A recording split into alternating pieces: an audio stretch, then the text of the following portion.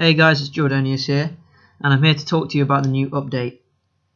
We got two new leaders. We got Padme and Cad Bane, and their respective uniques as well. So I'm here to talk to you about the good, the bad, and the ugly of them, and also to tell you about the things that in the update wasn't told to you with some of the leader stats and what they can do. So stay tuned for that. But firstly, I want to talk about some of the other changes they made to the game. Mostly just little bugs and patch fixes. One of them though, the number 4, they fixed an issue with the arcade mode, which if you were at the top of the screen, you couldn't place any units down the bottom of the screen. That was quite infuriating if they split push the lanes and you couldn't drop anything to defend the bottom lane, especially if the leader was about to die, because that could be quite annoying in arcade mode. So I'm glad they fixed that. Also, I did want to point out the number 6.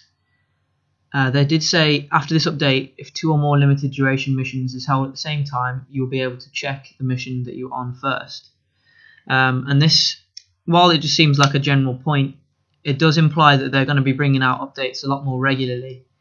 So we can expect to see more units and more guild missions as well. So, not guild missions, sorry, limited duration missions. Because to be fair, there's not been a single new limited duration mission come out, but there's not been new units released at the same time. So that's really looking quite promising that there might be more units released a lot more regularly, and there might be updates coming to you sooner than you think. So that's something not a lot of people will pick up on.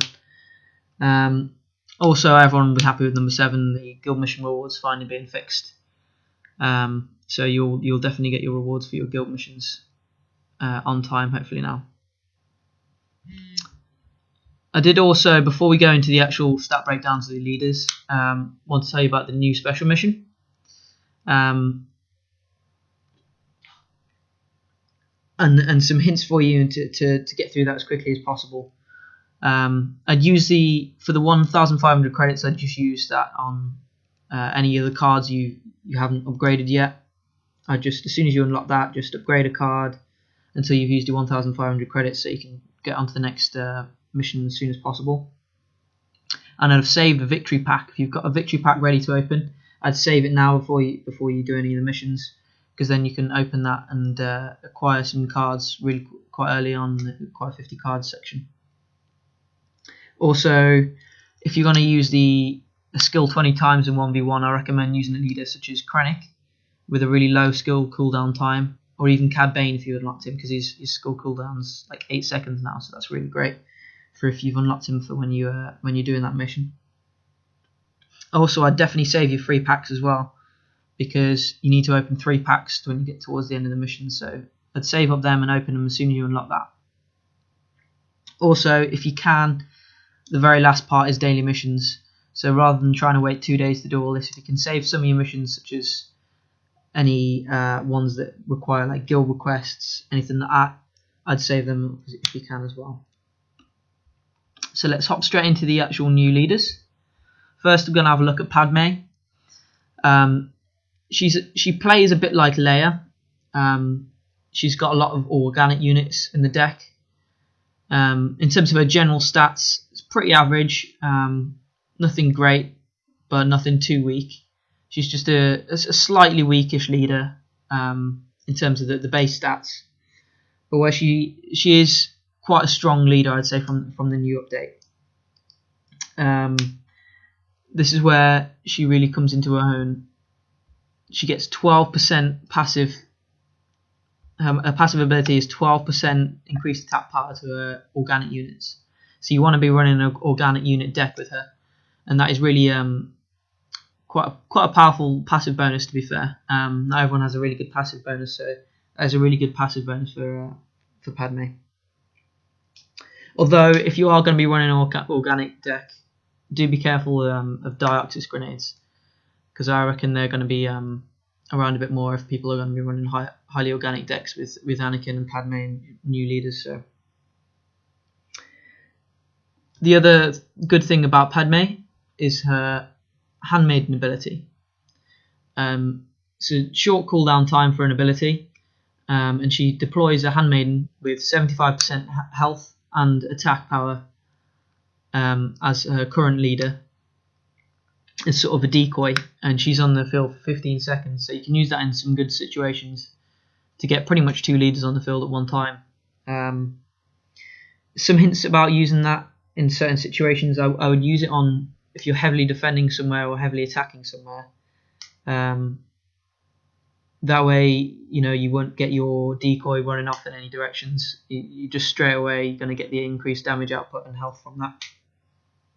Also, what I've been trying to do with her is if you stand right in the middle of the 2 towers and use the ability, your decoy will go in one lane and you can go in the other lane, so you can use it as sort of a split push, so the enemy doesn't really know which lane you're going to push.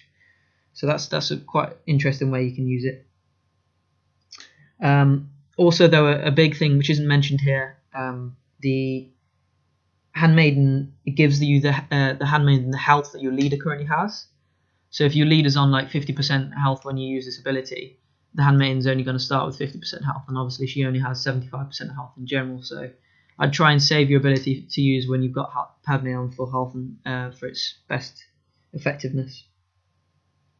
Also, the Handmaiden can stay alive after your leader dies, and your leader respawn timer does go down while the other one's alive as well. So that is pretty good, because if you think you've killed the decoy but you've actually killed the leader, and then when you kill the decoy, the leader's really respawned really back quite fast. So it can be quite a good way to keep units on the map and stay alive, prevent any sort of counterattacks.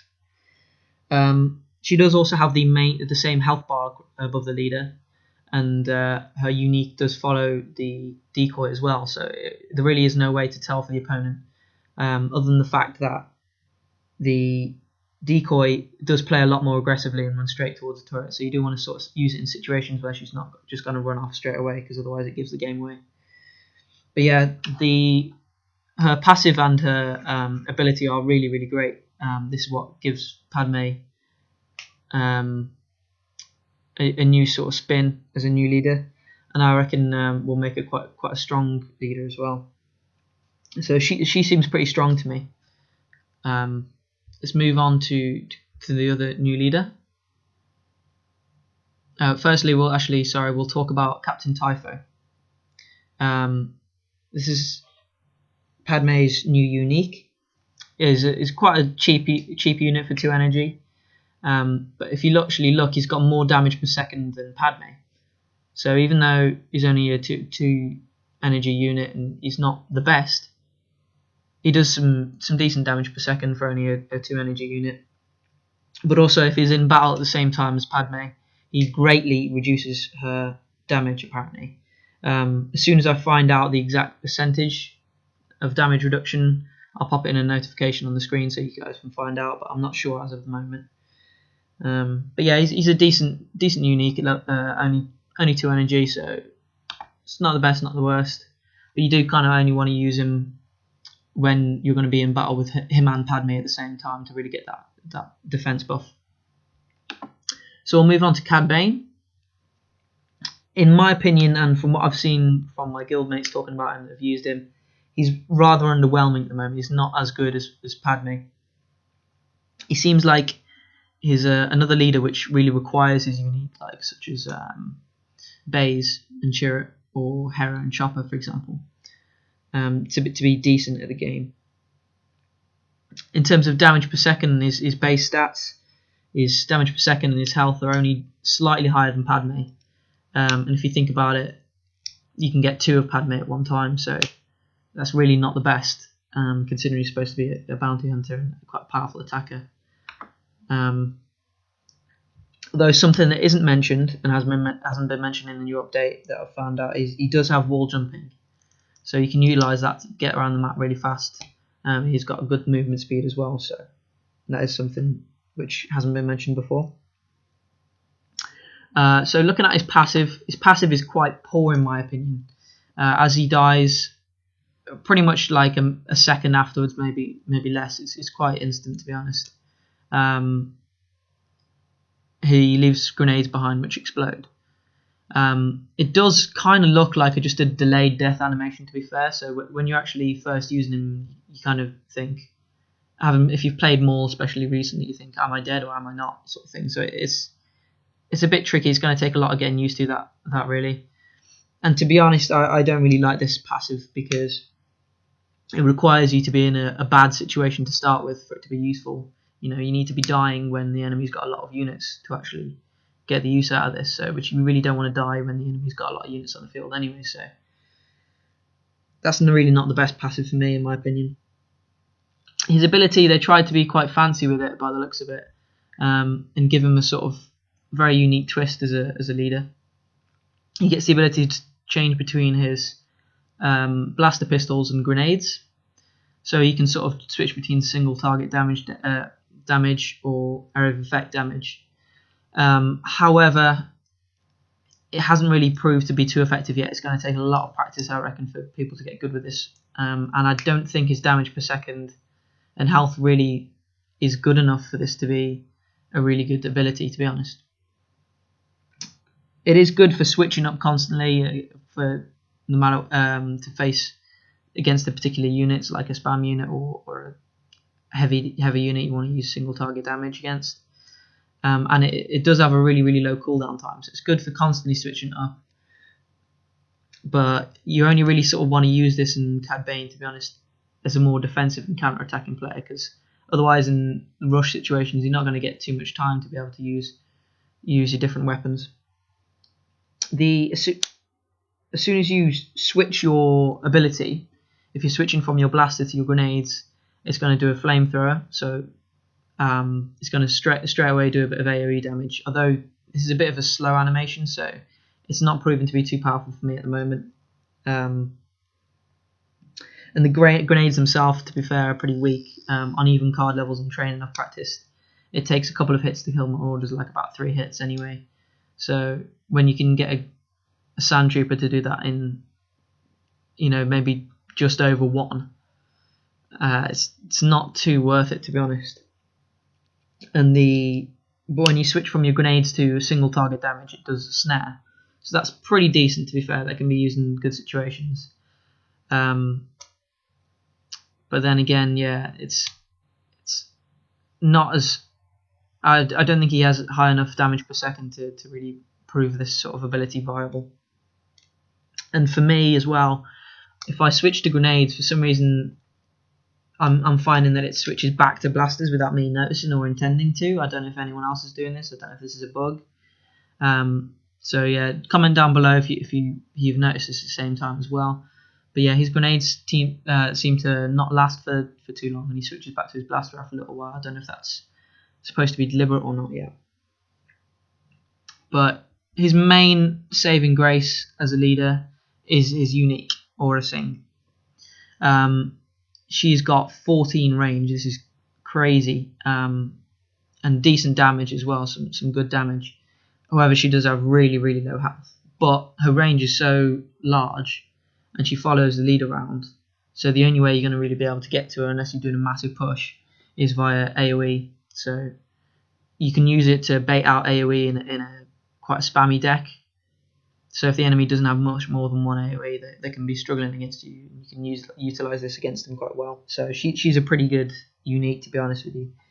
And if you're running X-Wing as your AoE, she can be quite hard to hit because she's following Cad Bane all over the place. So it can be quite hard to actually focus it on if you're moving your lead around a lot. However, I've noticed if, for example, you're running Cad Bane in the right-hand side lane, and then you switch over to defend the left-hand side lane, because she follows you, she'll follow you behind, so she will come forwards a little bit, so she is a little bit more vulnerable when you're switching lanes. So it's a good tactic, I guess, to use against if you're playing against Cad Bane, just to keep on switching lanes so that his unique comes forwards a little bit. But in general, once you deploy her, she stands quite a distance behind Cad Bane, which is really good actually. You don't want him directly next to her, or her directly next to him, sorry, if she's going to be following him and sniping. So that's pretty decent. She's the sort of saving grace for Cad Bane, to be honest. But I think personally, out of the two of the leaders, Padme is much better at the moment. Cad Bane's he's quite a fancy leader, but without the unique, I I don't think his damage per second and his base stats are quite good enough, to be honest, to justify some of his abilities like his passive and his switching between his weapons. So that's what I think, to be honest, about the new leaders. Comment below what you guys reckon. Do you like the new leaders? Do you like Cad Bane? Do you like Padme? And do you agree with me whether you think Padme seems to be the stronger leader at the moment? If I find out any more particular tips to do with these leaders or anything else I didn't pick up on, I'll pop them up in the notifications, so you guys will be able to see that as it comes through anyway. But I'm pretty sure I've figured out a lot of it, to be honest. And there's some things that they didn't really specify in the stats or in the release patch information, such as the fact that Cad Bane can jump over obstacles and things like that, or that Padme's handmaiden always spawns with the same sort of health as Padme. So hopefully you guys found this useful, and hopefully you guys go out there and enjoy this update as well, because I know I'm going to. So I'll catch you guys next time I'll bring some gameplay, hopefully with the new leaders if I can unlock them. But yeah, I'll catch you guys next time. Peace out.